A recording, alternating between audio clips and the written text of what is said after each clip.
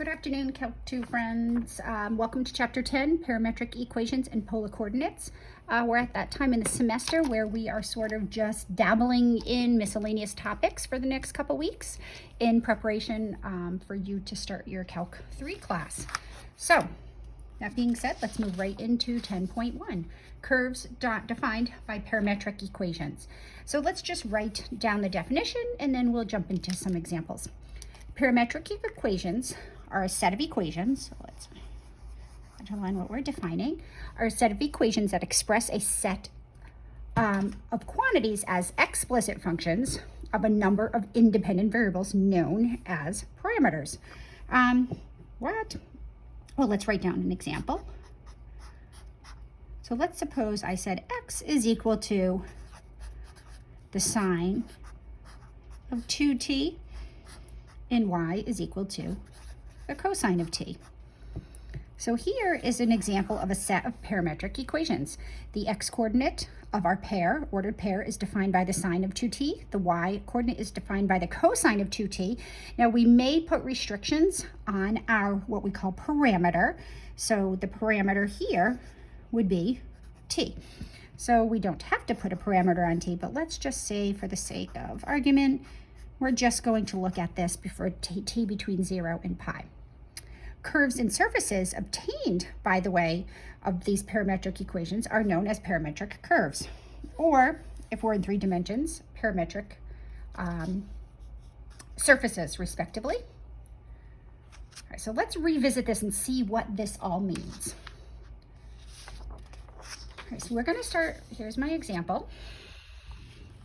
We're looking at x equals the sine of 2t, y equals the cosine of t, and we're looking at values of t between 0 and pi. There's infinitely many values between 0 and pi.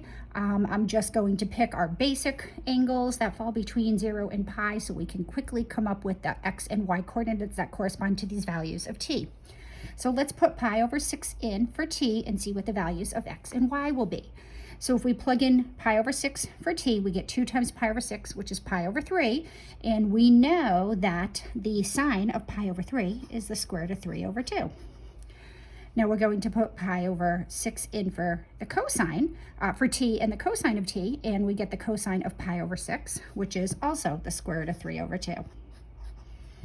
So the parameter pi over 6 gives us x-coordinate square root of 3 over 2, y-coordinate square root of 3 over 2. All right, let's put in pi over 4. If we put pi over 4 in for t, 2 times pi over 4 is pi over 2. The sine of pi over 2 is 1. And now be careful, we're doubling t here, but we're not in the second equation. So it's just the cosine of pi over 4, which is the square root of 2 over 2. Continuing on, the sine of 2 times pi over 3, or 2 pi over 3 is, well, pi over 3 is in the second quadrant, square root of 3 over 2. And then we put pi over 3, cosine of pi over 3 is 60 degrees, which is 1/2. Right, so far, keep going. Pi over 2, well, 2 times pi over 2 is pi. The sine of pi is 0. Cosine of pi over 2 is 0. So 0, 0 corresponds to the parameter pi over 2. 2 pi over 3, 2 times 2 pi over 3 is 4 pi over 3. That falls in the third quadrant. So it's negative, the sign is negative. 2 pi over 3 falls in the second quadrant, but when we multiplied it by 2, it forced it into the third quadrant, thus the negative sign. Cosine of 2 pi over 3 is 2 pi over 3. That would be, it's in the second quadrant, negative 1/2. 3 pi over 4, so it's going to be 3 pi over 2, negative 1. Put 3 pi over 4 here, negative square root of 2 over 2. Right, 5 pi over 6 will be 5 pi over 3, and we are in 5 pi over 3, we're in the third quadrant, negative square root of 3 over 2, and then we are at negative square root of 3 over 2. Again, here, for 5 pi over 6, cosine, sine of 2 pi would be 0, and the cosine of pi would be negative 1. All right, so now let's take a minute and plot these points on this curve that I drew. So keeping in mind, just for the sake of plotting, square root of 3 over 2 is about equal to 0.9. Square root of 2 over 2 is about equal to 0.7. I think everything else we can plot. Okay, so the first ordered pair, so this is still my x and my y axis. when we plot our parametric equations and create a parametric curve, the parameter is not visible in our graph. We're just using the parameter to define our coordinates for x and y. So at pi over 6, oh, you know, I should have started with 0. That was kind of silly. How about I put 0 in here? Let's add another column. I'm going to put 0 in, so it's going to be 0, 1. There we go, because we can start as small as 0. So we're at the point 0, 1 is my first ordered pair. And then this is about 0.9, 0.9, so I'm going to go 0.9, 0.9, about right here. And then I'm going to go 1, and then up about 0.7. Right, and then I'm going to go 0.9-ish, and then 1/2. It's about right here. And then we're going to go through this point right here. So notice this corresponded to the point t equals 0. And then we're moving, our curve does this, and it moves in this direction.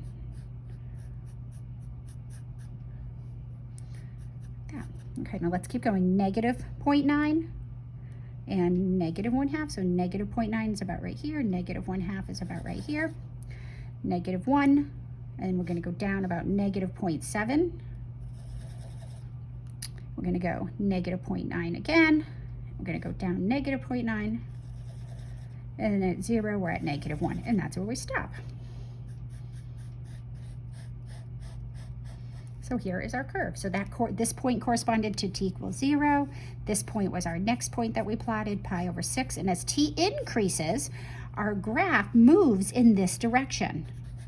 So what is a major distinction between just a curve in an xy plane and curves defined by parametric equations is that it involves direction. If we start at our lowest value, or our first endpoint, we start here, and as we pick values in increasing order from left to right, my curve traces out in this direction. So parametric, oh, and it stops here. I'm gonna not put an arrow because it stops right there. So this was t equals pi over 4, so forth and so on. And my last value was at t equals pi. So this point is called my initial point.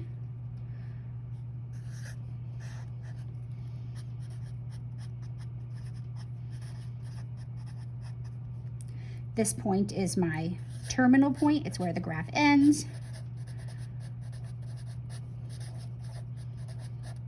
And note the direction of the curve. Direction of movement. So if I was to give you this graph, it produces this kind of really nice curve right here.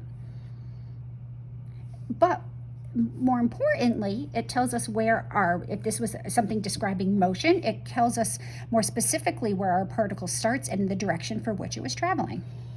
So what's cool about parametric curves is that we can draw curves in XY planes that have nice shapes but don't necessarily have function values associated, functions associated with them.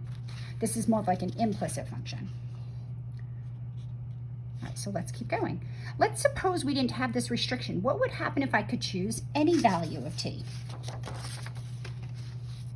right, so here, notice no restrictions.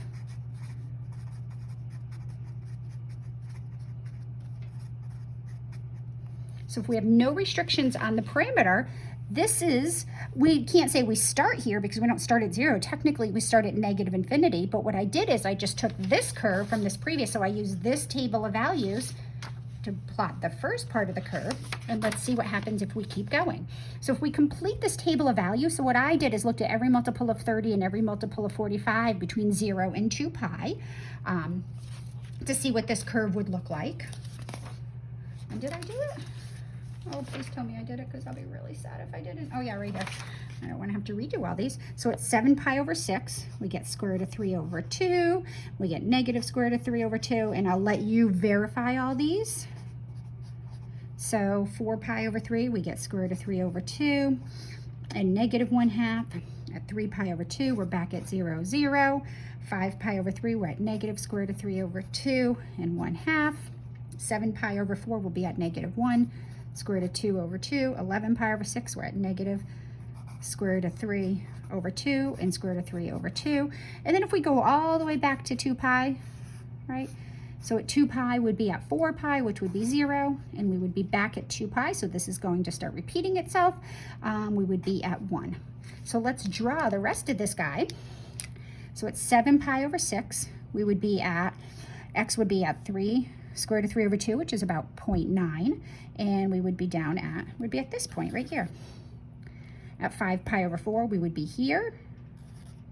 When t was 4 pi over 3, we would be here. And then we're going to be back at 0, 0. So it still continues in this direction. So it continues in this direction like this. And it's going to do this. We use little arrows to indicate the direction from which we're traveling. So as we keep moving left to right on the number line, we are now going to be at, what I did, 0, 0. So negative square root of 3 over 2. We'll be at a half right here, right? And then at negative 1, we'll be at 0.7-ish. And then at negative square root of 3 over 2, we'll be back at square root of 3 over 2 right here. And then at 0, we'll be back at 1. So it's going to do this. It's going to continue in this fashion. So now if I kept going, and then I started with, let me see, it's 12 pi over 6. So if I did 13 pi over 6, I'd be right back here, so forth and so on. And this curve is infinitely going to keep following this hourglass shape.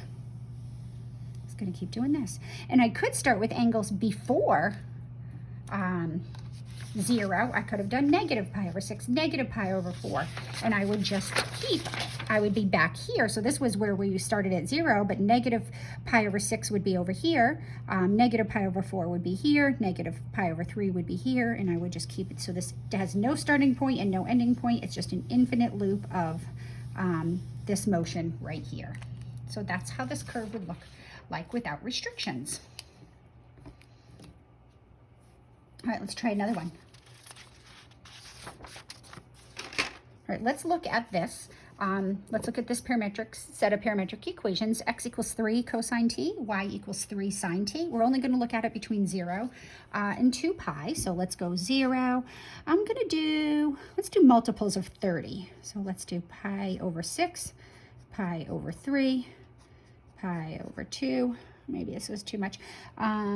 So that's pi over 6, so 3 pi over 6, so 4 pi over 6, 2 pi over 3, 5 pi over 6, and then we're going to have pi, and I'm running out of room, so I'm just going to do this for now. At 0, we got the cosine of 0, which is 1, so this is going to be 3, and y, the sine, would be 0. Pi over 6, the cosine of pi over 6 is square root of 3 over 2, so 3 square root of 3 over 2, and the sine is 1/2, so this is going to be 3/2. Pi over 3, the cosine of pi over 3 is 1/2, so this will be 3/2, and this guy will be sine of pi over 3, so it'll be 3 square root of 3 over 2. And at pi over 2, the cosine of pi over 2 is 0, so that will be 0. And the sine of pi over 2 is 1, so that would be 3. And we continue in this fashion, so I'm just going to plot for the first few of these points here. So we're going to start with the point 3, 0. So this is our initial point this time. This does have an initial point because t only ranges from 0 to 2 pi. So this is where our curve starts.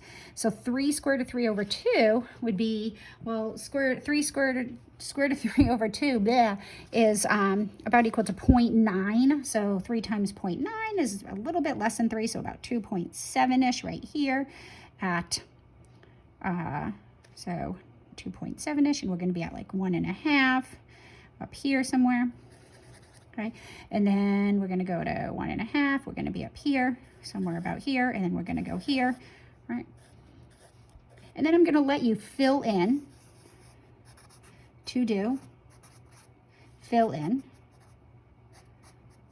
up to 2 pi. And I'm just going to tell you that this is what we're going to land up getting. Oops, it's supposed to be round. Right? So it starts here. So this is a circle of radius 3. And we use these little arrows to indicate the direction. So this is both my initial point and my terminal point. Because we're on a finite interval,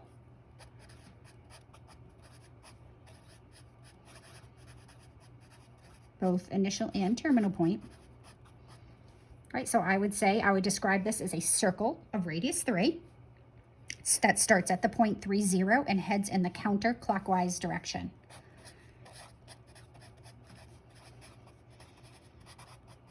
Circle of radius 3 starts at the point 3, 0, makes 1 revolution,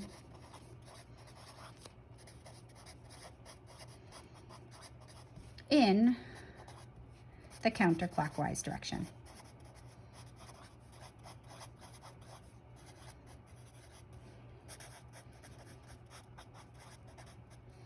Okay, note, a circle of radius 3 is also can be expressed with x squared plus y squared equals 9, because the center is at the origin. So we could just call this x squared plus y squared equals 9, but this doesn't give me as much information as my original set of these parametric curves. Even though they produce the same thing graphically, the set of parametric curves gives us much more information because it says it describes the motion of something on this curve. It says we start at this point, we move in the counterclockwise direction, and we end at that point. Just graphing x squared plus y squared equals 9 does not provide us with this additional information. So notice,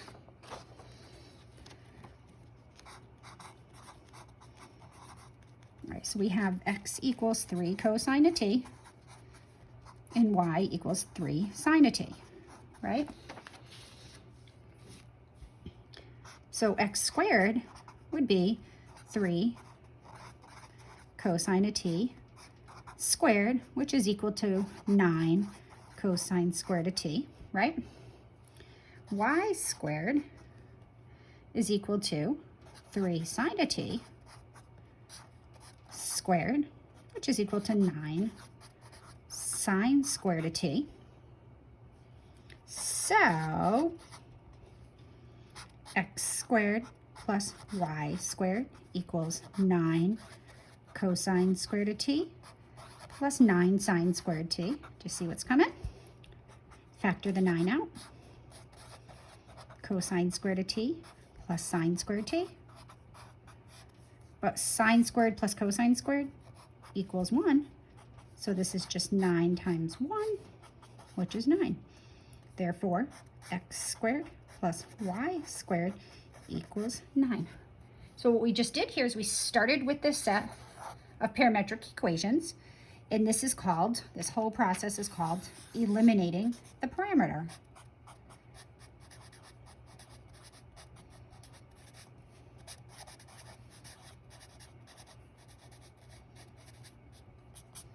So we can see that the graph of x equals 3 cosine t, y equals 3 sine t in the world of parametric equations is equivalent to x squared plus y squared equals 9 in xy coordinates. So again, why do we have the distinction? Because this gives me information.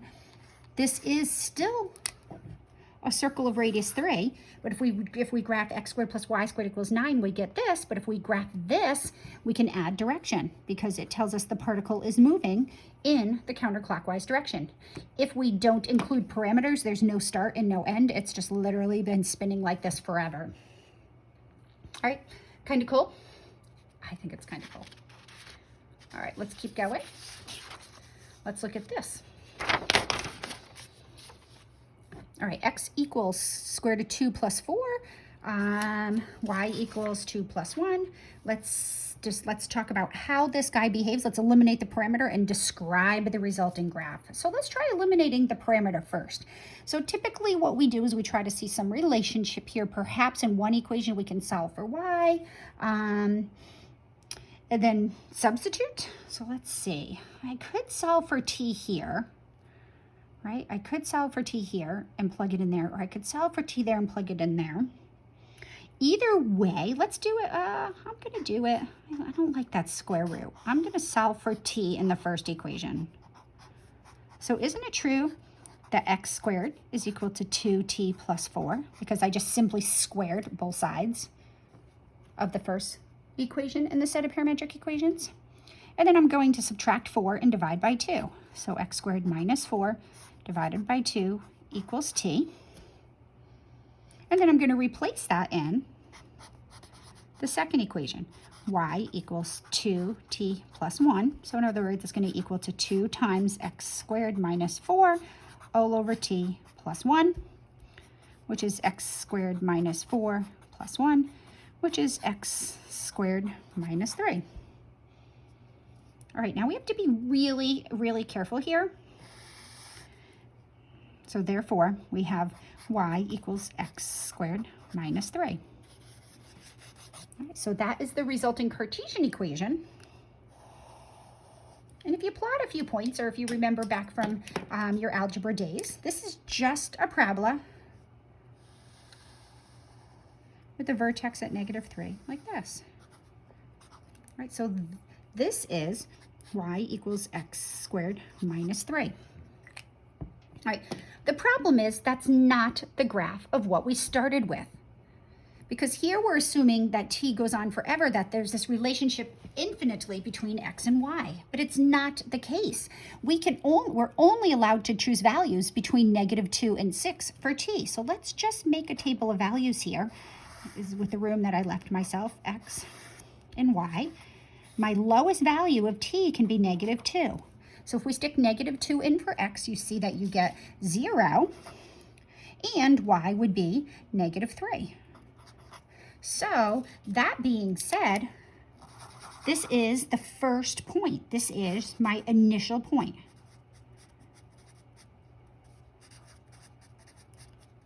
Because my parametric curves are only defined between t equals -2 and 6, I know that I'm going to start here at -2. -1, when t is -2, I'm going to start at the point 0, -3.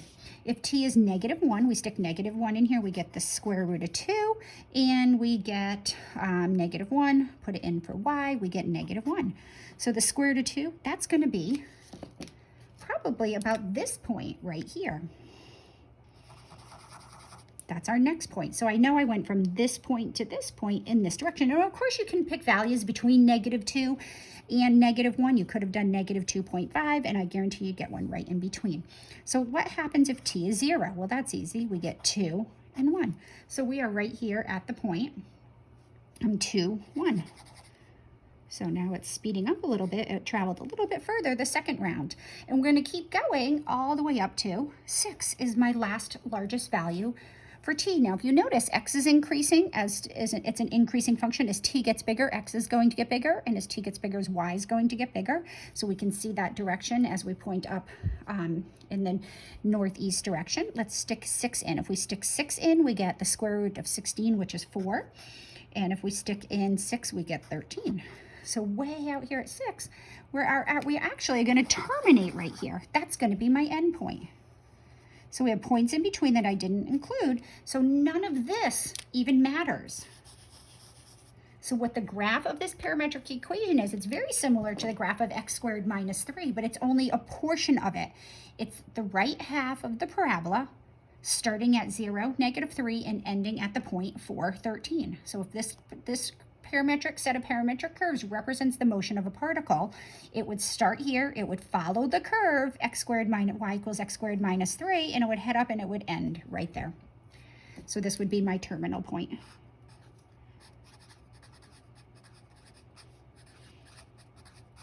That would be my terminal point. So describe the graph. It's the graph of y equals x squared minus 3. So this particle follows the curve y equals x squared minus 3, but starts at the point 0, -3, and heads northeast and stops at the point 4, 13.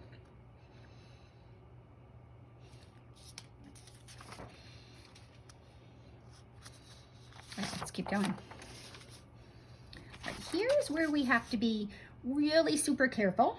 We want to eliminate the perimeter and describe the graph. Again, this seems pretty straightforward. We could, let's see, I could solve for x here, I could solve for x here. All right, be careful, but be super careful. And this is one place where students make mistakes. You have to be really careful if one or more of your parametric equations are not one-to-one functions. Well, what do I mean by that? If we use x equals t squared minus 3 to solve for t, right? X equals t squared minus 3. We'll add 3 to both sides. X plus 3 equals t squared. And then how do I get t? Well, to undo the square, you might say, let's take the square root. But what is the square root of t squared? It's not just t. Here we have no restrictions on our parameter, so t may be positive or negative. So this is actually the positive or negative t equals the square root of x plus 3, right? So does t equal the square root of x plus 3, or does t equal the opposite of the square root of x plus 3? So we try to avoid this. We try to avoid taking the square root of something squared. We try to avoid using inverse trig functions. They're not one-to-one. Try to avoid using equations that are not one-to-one to solve for t. You will come across situations where neither are one-to-one, but then you sort of have to get clever with your manipulation, and I'll let you guys investigate that and ask questions. So don't use this. Let's use this because here if we solve for t, there's only one possible option for t. So a better choice would be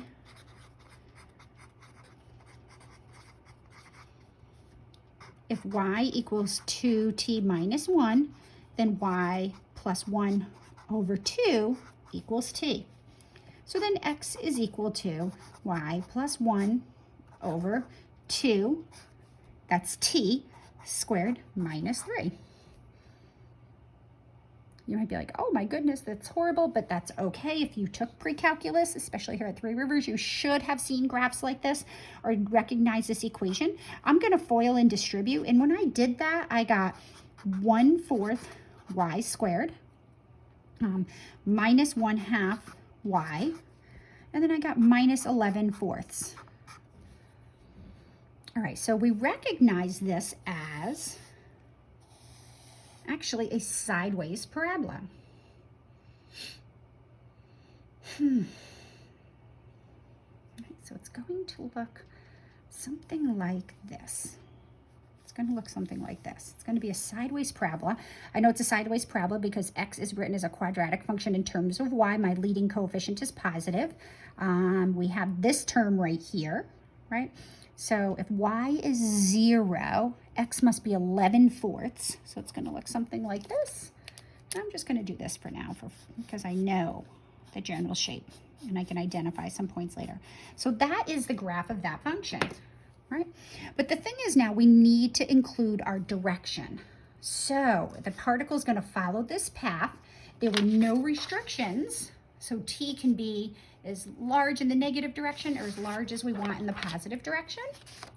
So I'm going to pull this stack of paper down and keeping this in mind, we're going to make a table of values. We're going to make a table, t, and we're going to make an x, and we're going to make a y, okay? And then we're just going to use some common sense here. When we start plotting points, we're going to start seeing what's kind of going on. All right, so let's pick some values to plug in. I'm going to start, I like 0, that's my favorite. So if t is 0, whoops, I guess we got to go back to our, here's my equations that I started with. If t is 0, we're at -3 and 1. All right, so -3, 1 would be like this point right here. If t is 1, we're at -2 and 3. So -2, we're going to be up here, right? -2 is 3. So it looks like we're heading in this direction. If t is 2, and we can see as t gets bigger, my x values are going to get bigger and my y values are going to get bigger. So 4 minus 1 is 1, and then we're going to be at 5. So if t is 2, we're at the point 1, 5. So we're up here and we're heading in this direction. So 3, I'm going to be at 6 and 7. So 3, I'm going to be way, 6 and 7, I'm going to be way out here. Right, so it heads this way. What happens at -1? If I'm at -1, I'm at x is -2 and y is -1. So I'm at the point -2. I was up here at 3 before, now I'm at -1, like that. Right, -2, I'm at 1, -3. -2, I'm at 1, -3. So So remember, I did, this was -2, this was -1, this was 0, so I'm still heading in this direction. All right, so this is the direction in which this is going. Now notice if I go way out to, let's say I go to -infinity. What if t is -infinity? Well, what can you tell me about if I square a really huge number, then I subtract 3? So as t goes to -infinity, x goes to infinity, but y goes to -infinity. So as t goes to -infinity, my x's are going to infinity, right? And my y's are going to -infinity.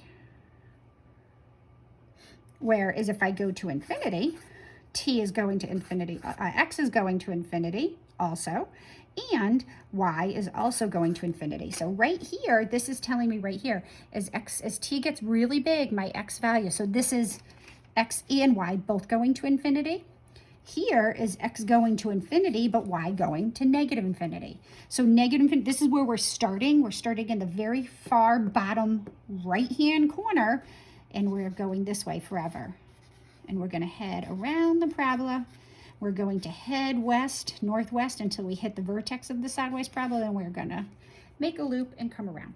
So this is a sideways parabola, which can be described by the quadratic function 1/4 y squared minus 1/2 y minus 11/4. Here it looks just like the graph of this. There's no starting point and no ending point. It starts way down here at -infinity, goes up to +infinity. And the only thing that's different between the graph of this and the graph of these parametric curves is the fact that we have direction. We head left until we hit the vertex, and then we head back right or east. All right, kids, I'm going to let you poke around at those. Zoom in if you have questions. We are winding down here, so to do, read 10.1,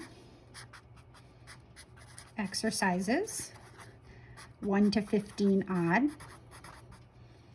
19, 21, 23, 25, and 27, and XYZ, ugh. Shoot, I wrote it down, and of course I don't know where I wrote it, because that would just make too much sense. Let's see. 7.1, there we go. 7.1 homework. All right, don't forget to read your email, catch up on your latest updates. Have questions or concerns, Zoom in. If my Zoom hours are not convenient, by all means, send me an email. We can pick another time to meet. Have a great day.